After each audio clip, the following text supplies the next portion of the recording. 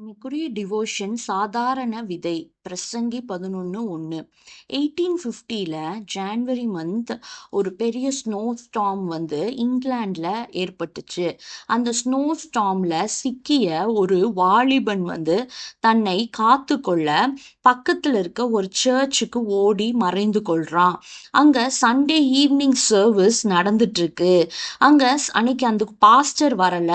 ஒரு சபை விசுவாசியான ஒரு டெய்லர் ஒருவர் திரும்ப திரும்ப வற்புறுத்தி அங்க சொல்லிட்டு இருந்த காரியம் என்னன்னா, என்னை நோக்கி பாருங்கள் அப்பொழுது ரட்சிக்கப்படுவீர்கள் அப்படின்னு பிரசங்கம் பண்ணிட்டு இருக்காரு.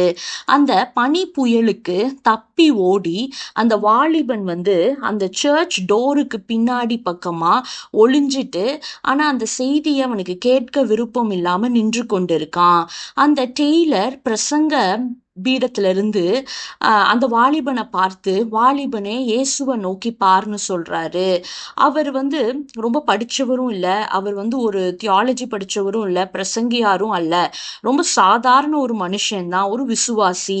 ஆனா பரிசுத்த ஆவியினால் நிறைந்தவரா வல்லமையோடு அசாதாரணமாக பிரசங்கித்து கொண்டிருந்தாரு. அன்னைக்கு அநேகர் இருந்த இடத்துல குறிப்பா தன்னை பார்த்து சொன்ன இந்த வார்த்தைகள் அந்த ஒளிஞ்சிட்டு இருந்த வாலிபனை ரொம்ப வெகுவா மனசுல அசைக்குது.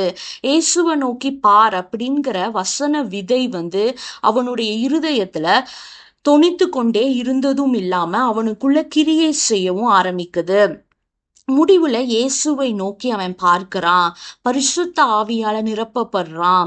அந்த வாலிபன் வேற யாரும் இல்ல, C.H. ஸ்பர்ஜனுங்கிறவர் தான். ஊழியத்துல வல்லமையா பயன்படுத்தப்பட்டு புகழ் பெற்று கடைசியில விளங்கினாரு. இந்த உலகத்துல வாழ்ந்து எல்லாவற்றையும் அனுபவித்த சாலமோன் என்ன சொல்றாருன்னா, பிரசங்கில, உன் ஆகாரத்தை தண்ணீர்கள் மேல் போடு, அநேக நாட்களுக்கு பின்பு அதன் பலனை காண்பாய்ன்னு இந்த வசனத்துல சொல்றாரு.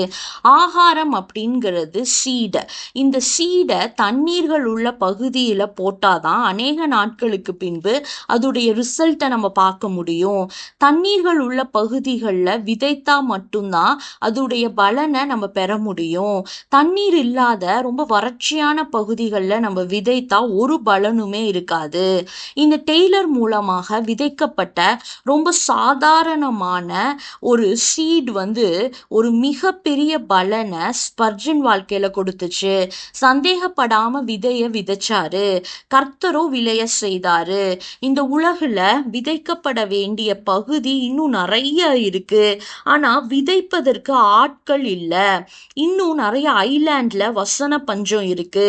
இப்படிப்பட்ட ஏரியால யார் உத்தரவாதினா நானும் நீங்களும் தான். இயேசு என்கிற விதைய எல்லா பக்கமும் நம்ம விதைக்கணும். நம்ம பார்க்கிறவங்கள்ட்ட எல்லாம் நிச்சயம் அதோடைய பலனை நம்ம இங்கு காண முடியாவிட்டாலும் பரலோகம் நம்ம போறப்போ ஒரு நாள் கண்டிப்பா எல்லாரும் பார்ப்போம். வசனம்ங்கிற விதைய விதைக்கிற கிருபை நமக்கு வேணும்னு ஜெபிப்போம். ஆமேன்.